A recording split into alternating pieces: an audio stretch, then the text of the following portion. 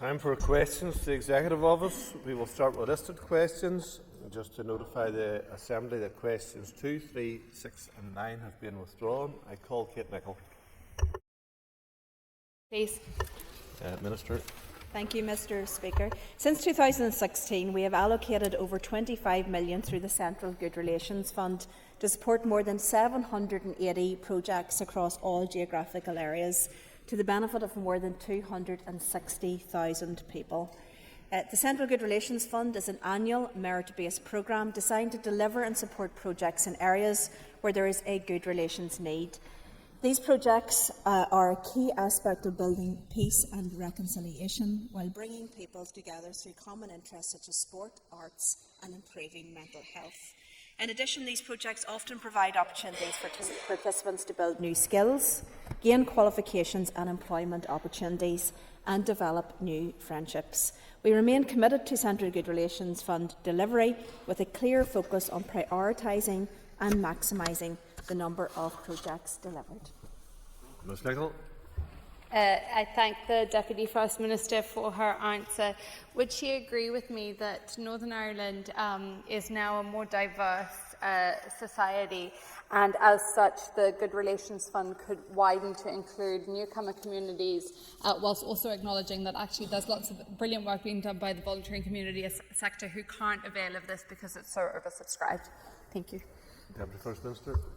Thank you, Mr. Speaker. The Central Good Relations Fund was developed to be that flexible scheme sitting in the centre.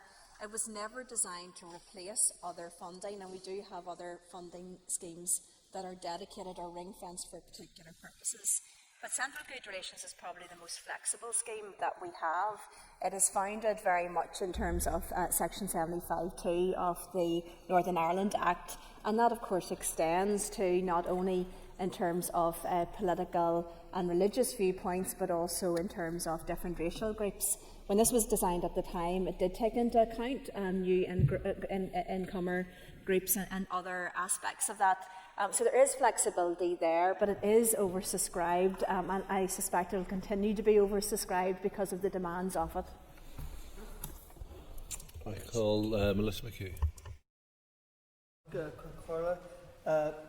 Can the Deputy First Minister provide an update on the Together Building a United Community review, and whether she thinks that there is merit in this review engaging with the flag's identity, culture and tradition recommendations?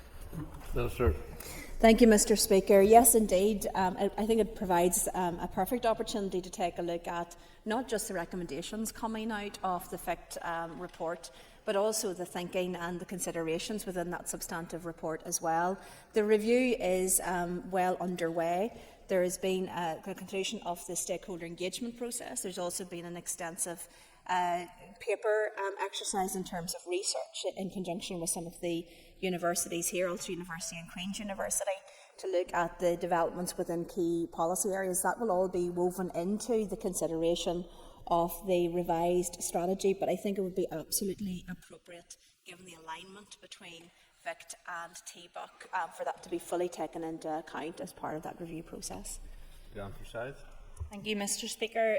Could the Deputy First Minister outline how the impact of the Good Relations projects are measured? Minister. Thank you, Mr. Speaker. It's incredibly important that we do measure these projects and interventions to ensure that the funding that goes in to support them is going into the right types of interventions and in the right places. So that's why we do baseline in relation to all of the individual projects.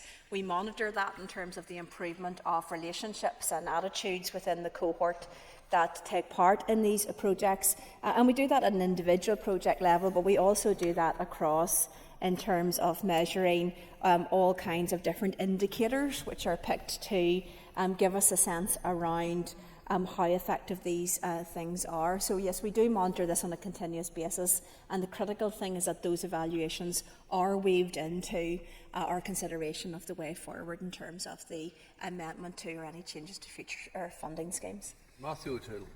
Mr. Speaker, Minister, would you agree with Deputy First Minister? Would you agree with me that 26 years now on from the Good Friday Agreement, evidence of young teenagers pulling down party electoral posters in order to put on bonfires are not good examples of progress in terms of good relations. Would you condemn those acts? Would you further agree with me that modelling proper good relation, a commitment to good relations should start by political leaders calling that out and also calling out the proliferation of paramilitary flags?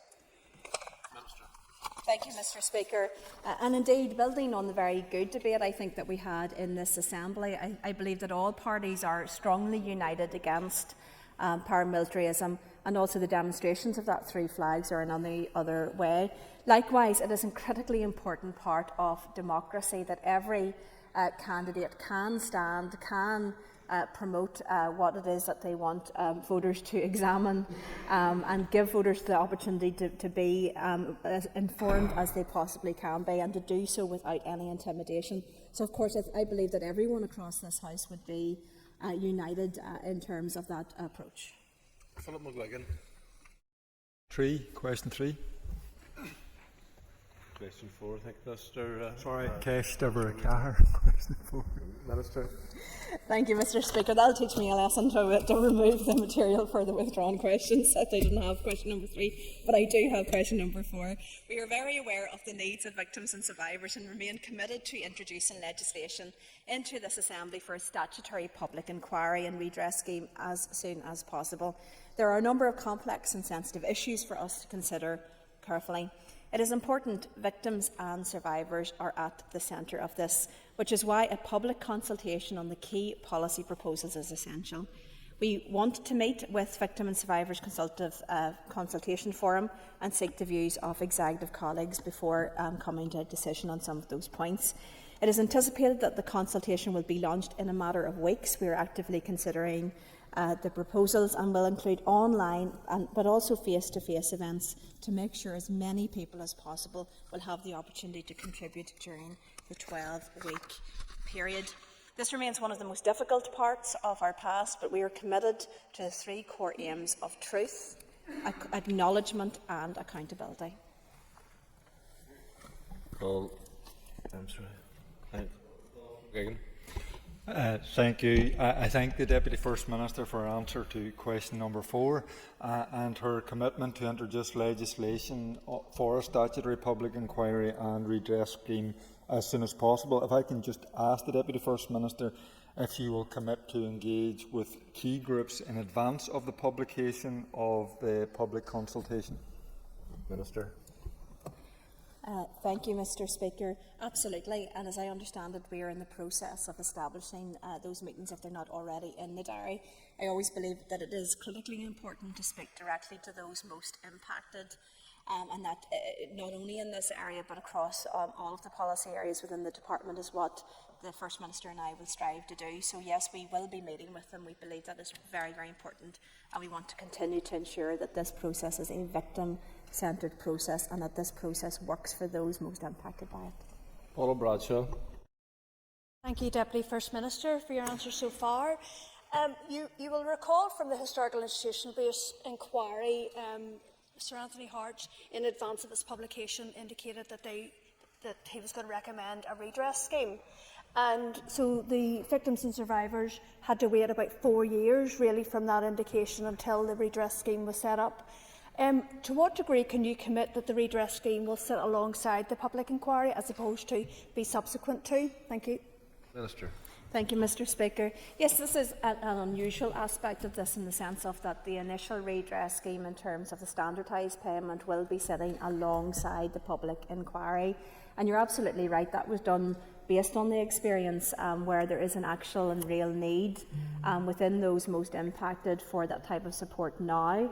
But we're also very aware that a public inquiry does take time, not least in terms of the legislation and the foundations for that, but also building the organisation up, listening to that evidence, the consideration of that. So yes, we are fully committed to the standardised payment being released at the same time.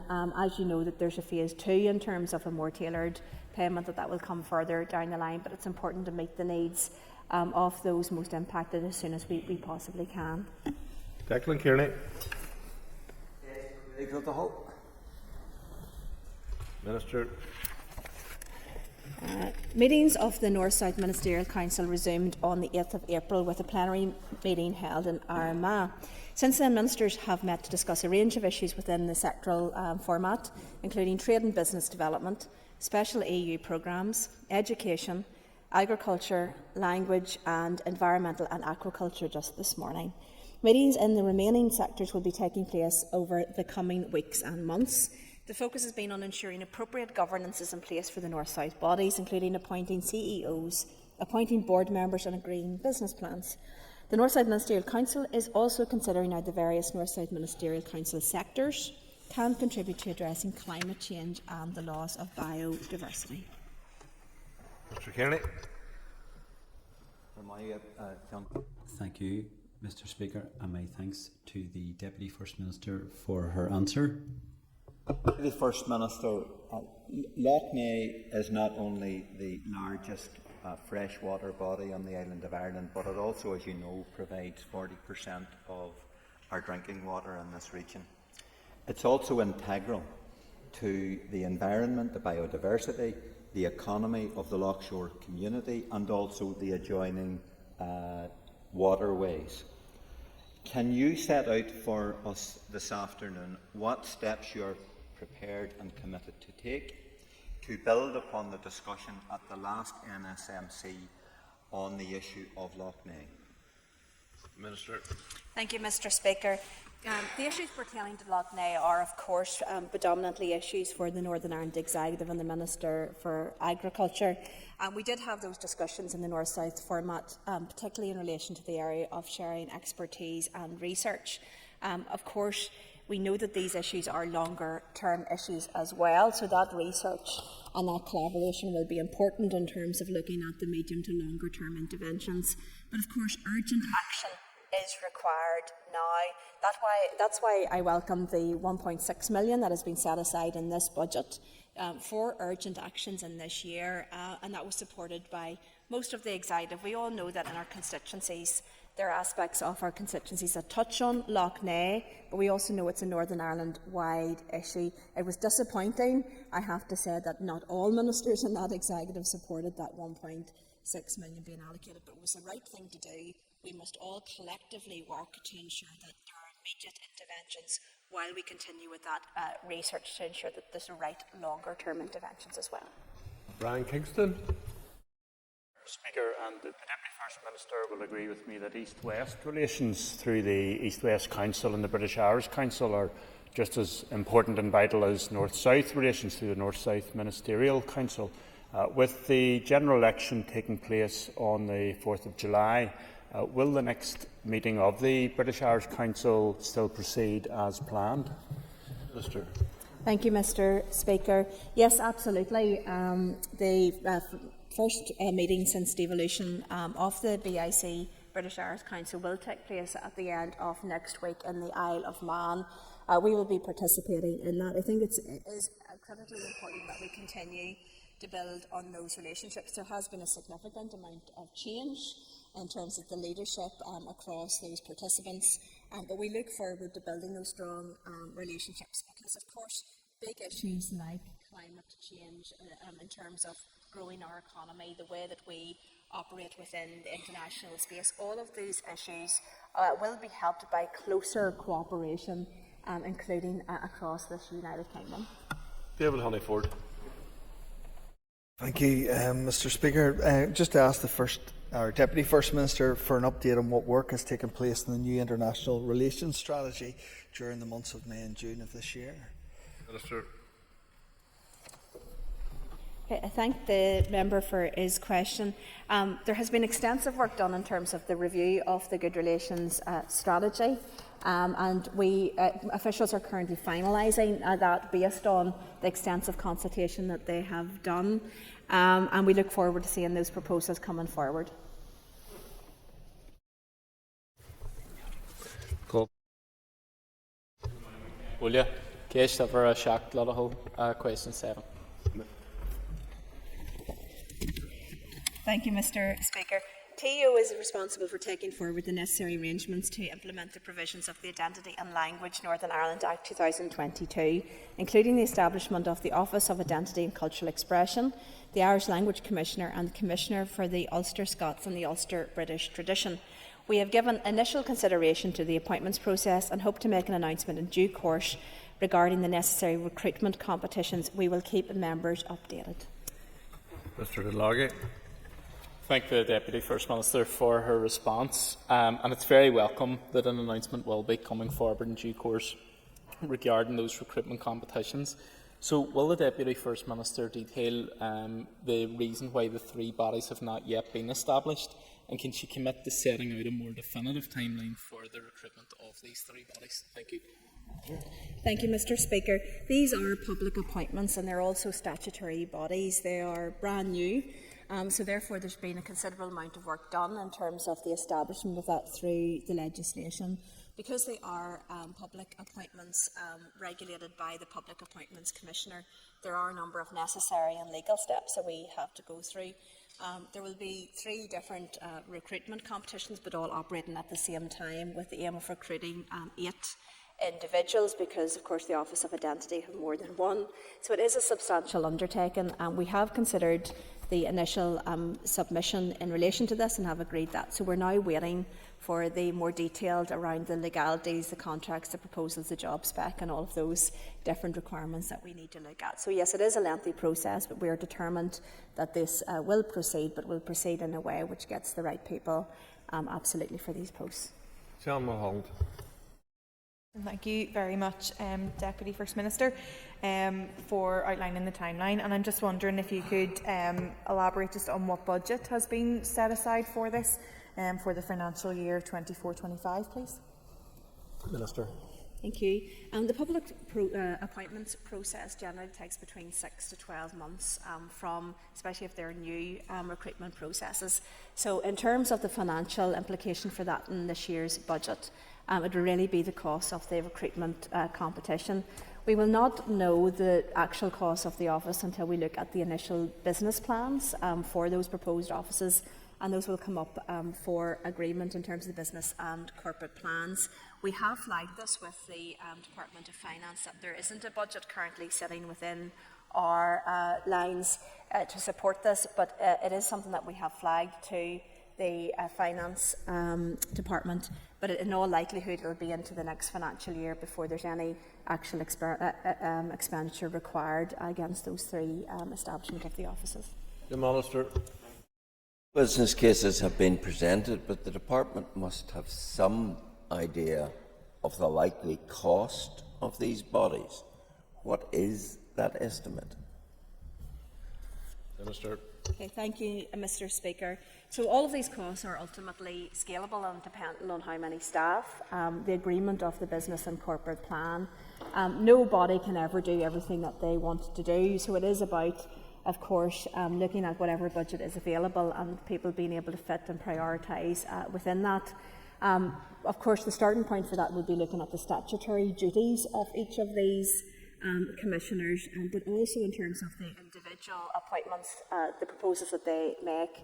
It is, of course, absolutely essential that this is done on a fair and equitable basis. So we look forward to seeing the plans being put forward and assessing those in accordance with the budget that we are able to achieve for those offices to ensure that they can make a meaningful and positive difference.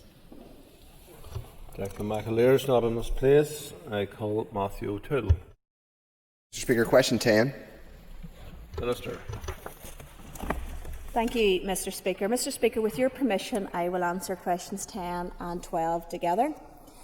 We are working to finalise a draft programme for government and hope to begin consultation soon.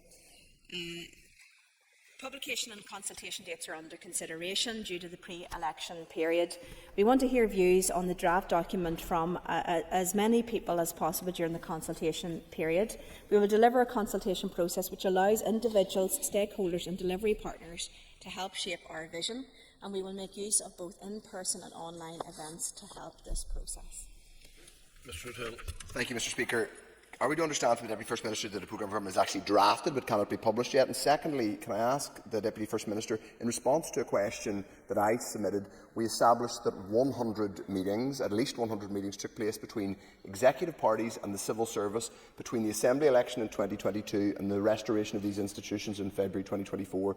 Given it's now more than 4 months since we got back and we still haven't seen the programme for government, what on earth were you talking about? Minister. Thank you, Mr. Speaker. The member will be well aware of the difference between political discussions and being informed of ongoing issues and the duties that we have as ministers to discharge in relation to a programme for government. These are two entirely different processes. And therefore, as far as this programme for government goes, this is very much a process that has commenced when we took on these roles. Of course, there is learning to take from that process.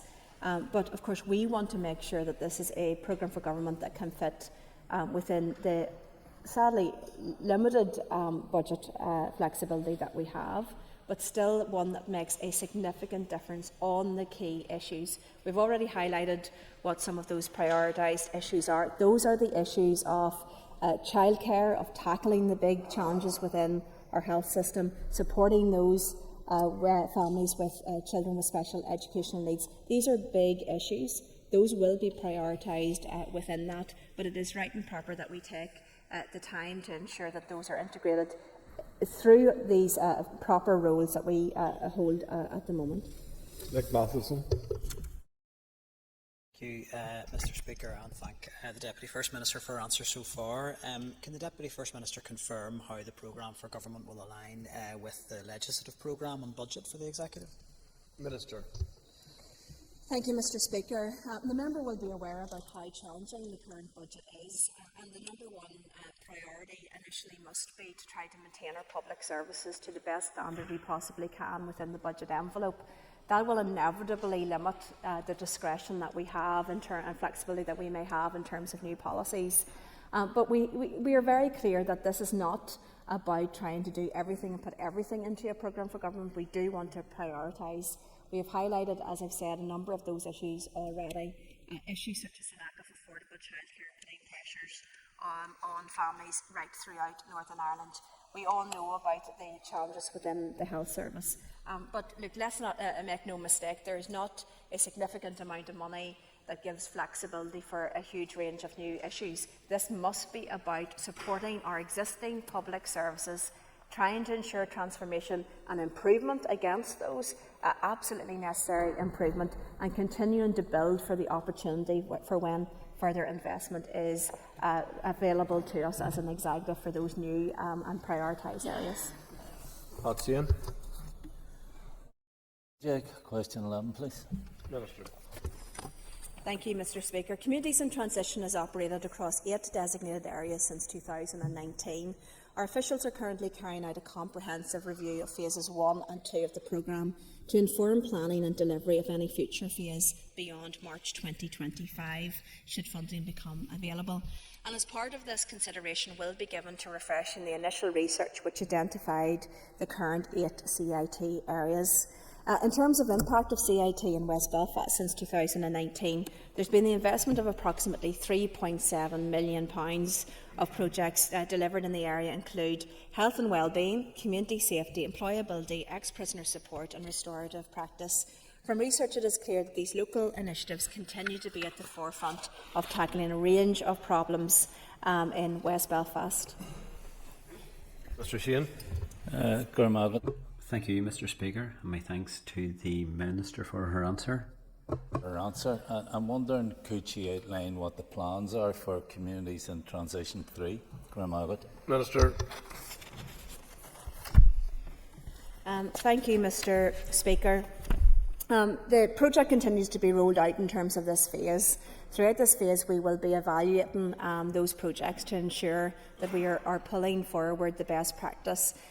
Look, there's been a significant positive impact of this programme across the communities where these projects have been rolled out, and I think it would be important to try to mainstream as much of that as possible, but to try to ensure the continuation of some of this support.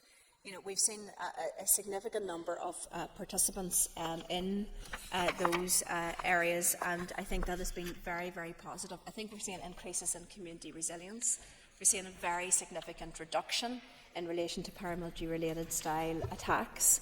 This is all very, very positive, and I think we do need to build on this moving forward. Philip Brett. And the Deputy First Minister recently attended an event that I hosted here at Parliament Buildings, celebrating the role of young people across North Belfast and Newton Abbey who took part in the CIT programme. Would the Deputy First Minister join with me in congratulating Northern Ireland Alternatives for the excellent work that they continue to do in delivering for the communities most in need in my constituency? Minister. Thank you, Mr. Speaker, and I thank the member for his question. Absolutely, Northern Ireland Alternatives do fantastic work in the local community and have done so for some considerable time. In this role, I've had the opportunity to come along and to see some of their important work and their celebration events. Undoubtedly, NI Alternatives have impacted on thousands and thousands of lives across the community, particularly in North Belfast, but also beyond, over many years. And certainly, they are a delivery partner for the Executive Office that we're very proud to have, but also that we've relied on for very many years to deliver these programmes in such an effective way across communities, really changing lives for the better. Andrew McMurray. And thank you, Deputy First Minister. To ask the Deputy First Minister what learning will be applied from the work of the Commission on Flags, Identity, Culture and Tradition to moving forward with transition. Thank you. Sir. Thank you, Mr. Speaker. The Commission report is a substantive one. It contains a significant amount of analysis, and that analysis was based on an extensive consultation process with stakeholders from right throughout the community. And while the recommendations were not all fully agreed by the Commission, I think as a piece of work it is hugely valuable, and that piece of work should inform the work not just with Together Building United Community, because I absolutely believe that it can, and I think it should inform some of the actions coming out of that as well. But you're absolutely right. I think this is a useful piece of work to inform communities in transition, because we know that some of the difficult issues that communities are still facing are those that have an implication from the legacy of the past and have connections to some of the paramilitarism of the past. So absolutely, I believe that it will be an important piece of work in terms of evaluation and review on the way forward. Mark Durkin. Speaker, Deputy First Minister, before expanding or extending or renewing the programme, are you convinced that an appropriate appraisal has been or will be made of its impact in transitioning communities away from paramilitarism for good? Minister. Thank you, Mr. Speaker. Yes, absolutely. For some considerable time, the Department has ensured that we do evaluate projects, and for good reason. If we're not measuring the impact of these programmes and projects, then we don't know what impact they are having. So we do set baselines around attitudes, different types of indicators initially at an individual project level, but also at the programme level as well. And that is absolutely important. Like, if a project is not working, then that project should not be funded to continue. If a project is working in a particular area or in a particular context, then we need to know that, so we can actually take that and roll that out elsewhere. Because fundamentally what we are all about is finding the things that work and changing the outcomes for the better in terms of the objectives of those types of projects. Call Justin McNulty.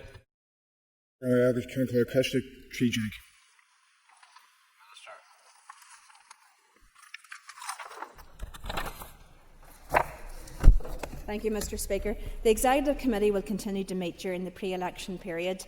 The business of departments will also continue as normal, subject only to any changes considered necessary to adhere to the pre-election guidance. Decisions on specific activities or items of business are a matter for each Minister. Mr. McNulty.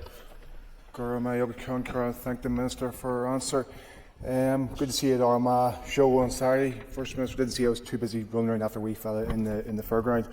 What's the First Minister's assessment of a requirement for ministers in the Executive to step down whilst campaigning for and seeking election to other legislators? Minister. Thank you, Mr. Speaker.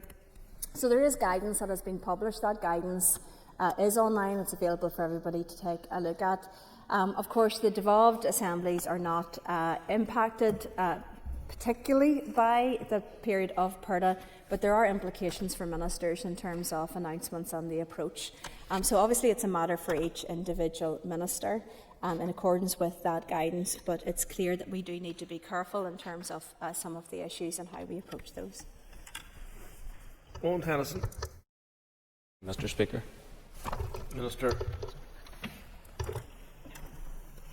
Thank you, Mr. Speaker.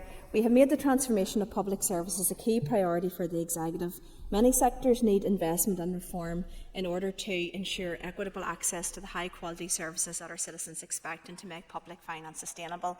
The Executive has agreed an approach proposed by the Finance Minister for making quick progress on the use of $235 million of ring-fenced funding available for transformation.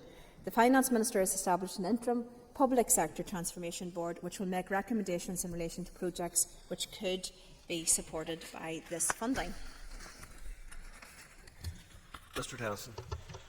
Thank you, Mr. Speaker. Would the Deputy First Minister agree with me that tackling the cost of division in our society and in our services should be a priority for all ministers as part of a programme for public service transformation, not least to ensure more efficient and effective outcomes, but also as a means of integration and reconciliation in our community? Thank you, Mr. Speaker. I think it's important that all of these issues are considered, and of course, for the rollout of any public services, I think we have a shared objective and outcome, which is to ensure that those public services work for those who need them when they need them. And certainly we listen all of the time to those trying to use services across education, health and our public services, and we know that those public services are under pressure. So of course the avoidance of duplication is important, but as is finding the right interventions of transformation to ensure that we can do more with the budget that we have and to ensure that we can continue to build on the positive work being done within our public sector, but to improve upon our public services, including within the health sector. Connie Egan. Number 15, please. Minister. Thank you, Mr. Speaker. The Head of the Civil Service launched an external recruitment exercise to fill vacancies in 2 permanent secretary roles in December 2023. The competition produced 2 successful candidates. One of the successful candidates, Mr. Ian Snowden, was appointed to the Department of the Economy post on the 28th of March 2024. However, the TEO post remains vacant. In terms of next steps, the TEO permanent secretary role will now be filled on an interim basis through an internal temporary promotion opportunity. We now move to topical questions. I call Matthew O'Toole.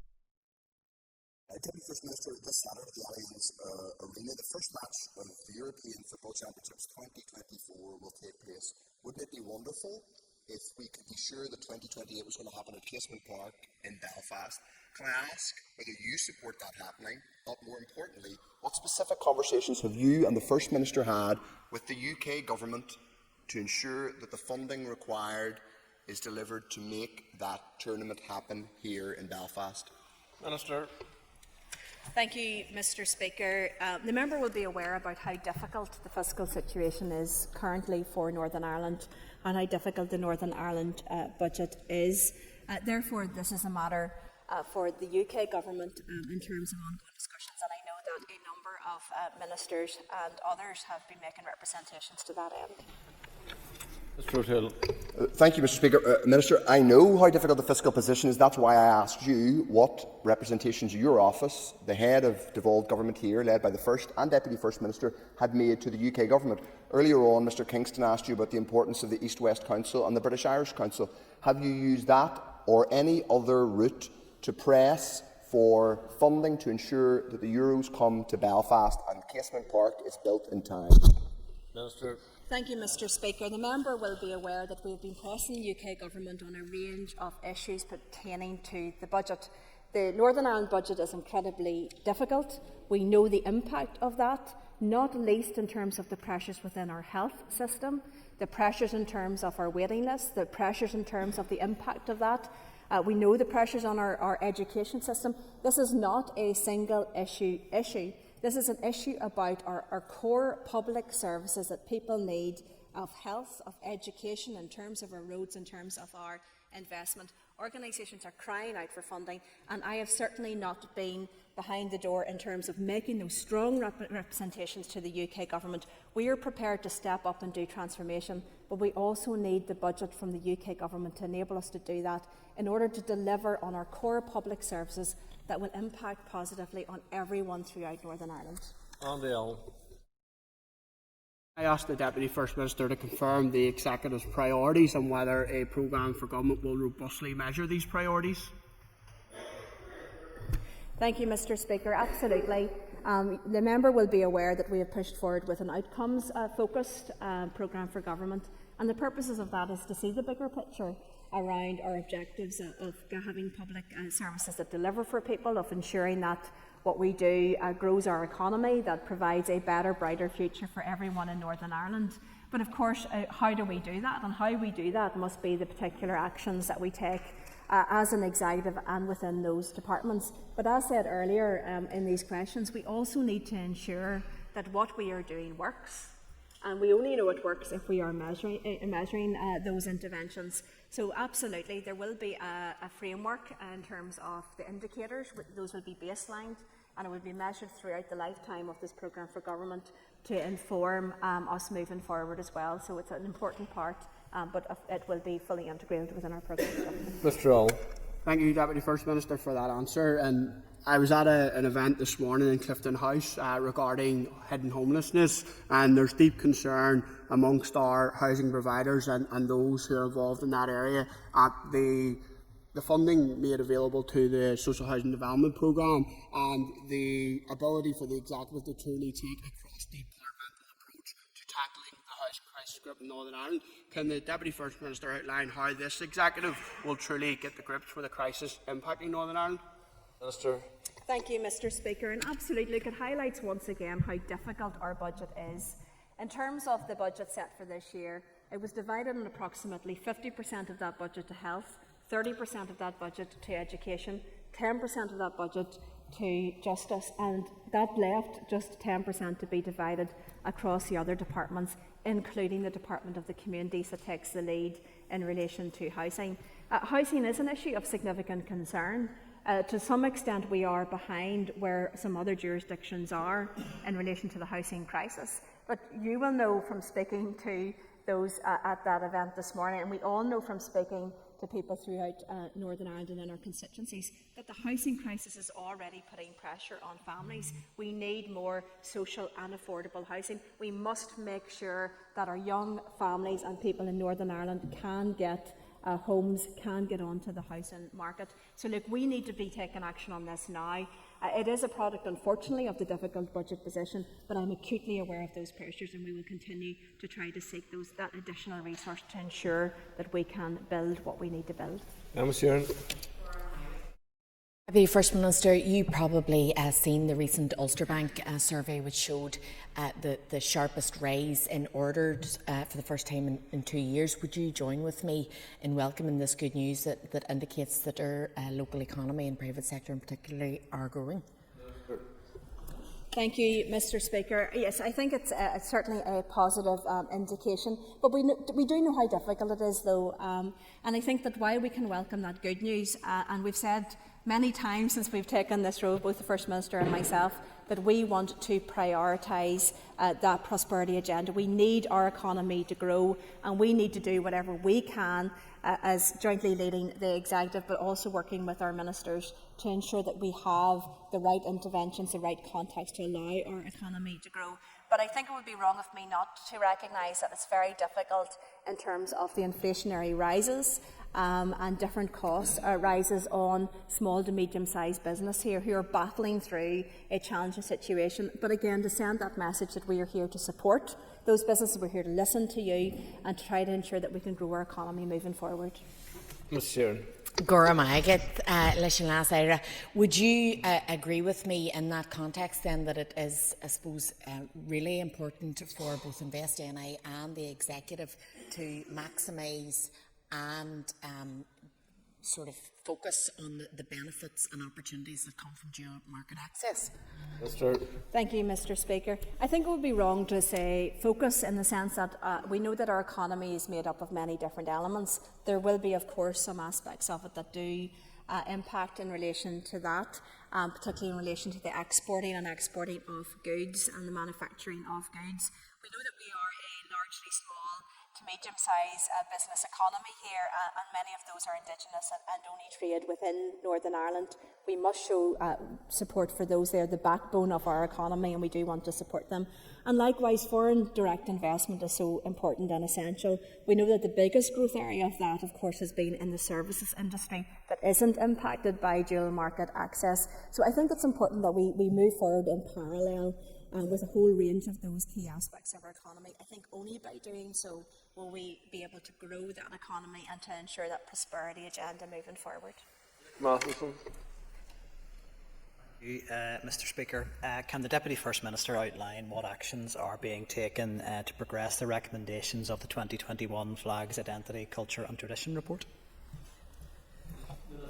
Thank you, Mr. Speaker. As indicated already in these questions, we had a good debate in this Assembly on that issue. I think there's a huge amount of important and useful work that has been done by that Commission. And I think that there's an opportune time in terms of the evaluation and review, for example, of Together Building United Community, to ensure that learning, that some of those recommendations are fully taken into account in terms of the process of that. Mr. Matheson. Thank the Deputy First Minister for her answer.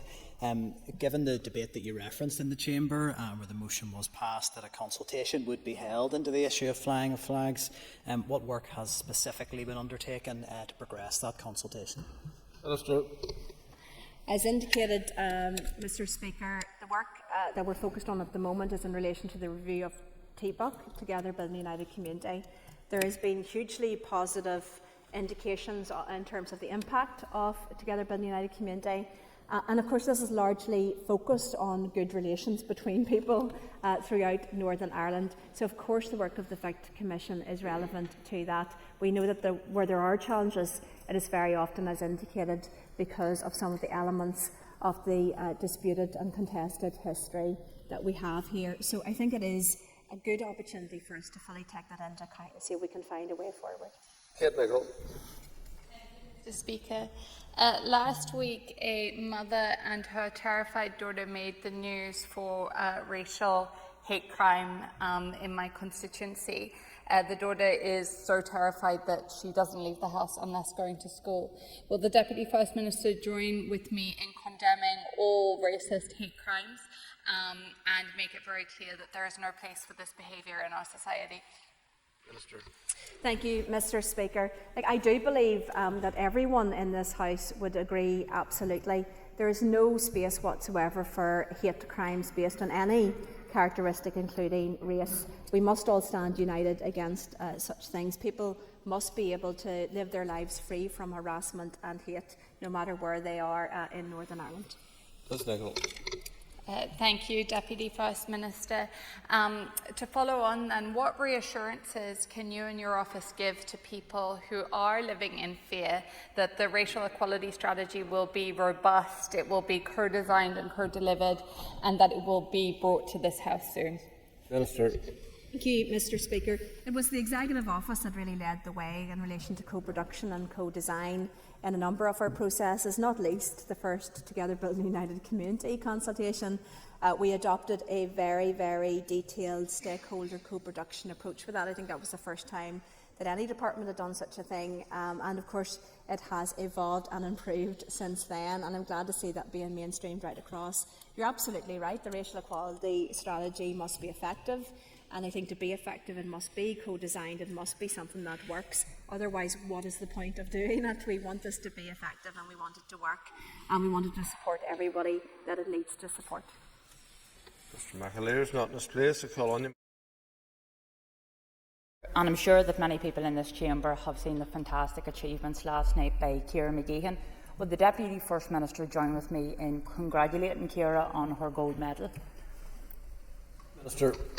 Absolutely, fantastic, and it was good to see, and it's good to see the really, really positive reception to it. You know, so many of our young athletes from Northern Ireland are really shining on the international stage.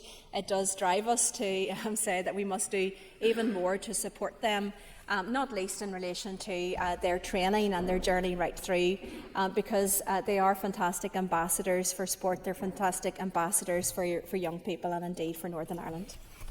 Ms Murphy. Gurmailgat, and I'd like to thank the Deputy First Minister for her answer. Minister, would you also agree with me that this should be an inspiration for young people, especially young girls and young women, in relation to participation in sports?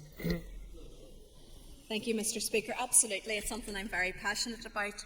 We know that many young girls fall out of playing sport at a relatively young age, when very often boys and men continue to play, particularly team sports, throughout their teenage years into their 20s and beyond.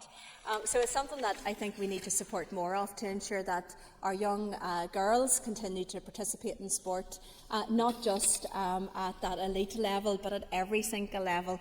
But of course, it's fantastic to see our young athletes competing at that elite level as well. And again, as I said, we know that that requires additional support for those that are exceptional in order to allow them to shine, and that's something that we need to be looking at. Paul Fruit. Deputy First Minister, the vaccine injured and bereaved community have been waiting since February for a diary date for your office to meet with them and with people who have been vaccine injured and bereaved. Can you send a signal today, Deputy First Minister, that you acknowledge those people and the pain and suffering that they go through on a daily basis? Minister. Thank you, Mr Speaker. Look, absolutely, there's no doubt that there have been those that have been impacted, those that have been injured. Those are the people who are still enduring a huge amount of pain, a significant impact in relation to their lives as well. So I am pleased to say that the First Minister and myself have both jointly agreed to meet with the vaccine injured, and we are striving, and I can say this genuinely, we are striving to do that as soon as we possibly can, and we are working to try to ensure that that can be put into the diary as soon as possible. We know that there is a keenness to meet, and I think, as I said earlier on these questions, there is nothing that beats actually speaking to people directly about their direct experiences, and that's why we have been keen to do so. That's what we do for much of our week as well. So look, absolutely, we will do that. Mr. Frew. Thank you, Mr. Speaker. I thank the Deputy First Minister for that acknowledgement. It means a lot, and it will mean a lot to people who have been injured and bereaved. FIBS-NI, the support group who supports and helps people who have been vaccine injured, are planning a protest on the steps of Stormont on Tuesday, the 2nd of July. Maybe that would be a good date, Minister, for you and the First Minister, for all, to meet those people. Minister. Thank you, Mr. Speaker. Yes, as I said, we'll continue to strive to get a diary date. If we can have a date in the diary earlier rather than later, I'm happy to do that. I know that, as I said, there's a keenness to get that meeting as soon as possible. But of course, if we can't before that date, then certainly we will try to do so on that day. That's in. The First Minister give an update on programme for government preparations and commit that it will be debated in this chamber and published for public consultation before the summer recess. Minister. Thank you, Mr. Speaker. As indicated, because of the election being called, it does have an impact in relation to the guidance as to when we can publish and to commence our consultation. It is something that I had took the opportunity to mention last week to the First Minister of Scotland and Wales, and I know that they are also in a similar position in relation to their programme for government, where they have got to a point where it was reasonably well developed, but they will have to pause the publication of that until after the election period. It does give us an opportunity, of course, as work will continue over the course of the number of weeks, to continue to look at those issues. It's important to say that whatever is published for the programme for government is not the final version. It is being published for consultation and for views. But we're also acutely aware that we want to hear from people as to those issues. So we want to get out to consultation as soon as possible. Absolutely, that should be commenced with a debate in this Assembly, if at all possible, and I believe it is and will be possible. But of course the key thing will be getting out there on the ground and throughout every part and place in Northern Ireland to try to ensure that the maximum number of people respond to that consultation and we're informed on the way forward. That brings to conclusion questions to the Deputy First Minister. Congratulations, Deputy First Minister, the First Minister to have got through all of your questions, both topical and the main set of questions. So we now move on to the Minister of Health, your first day, so the standard has been set. And I call Paula Bradshaw. Minister. I hope to rise to the challenge. I thank the member for her question. The report of the Independent Review of Children's Social Care Services was published in June of last year.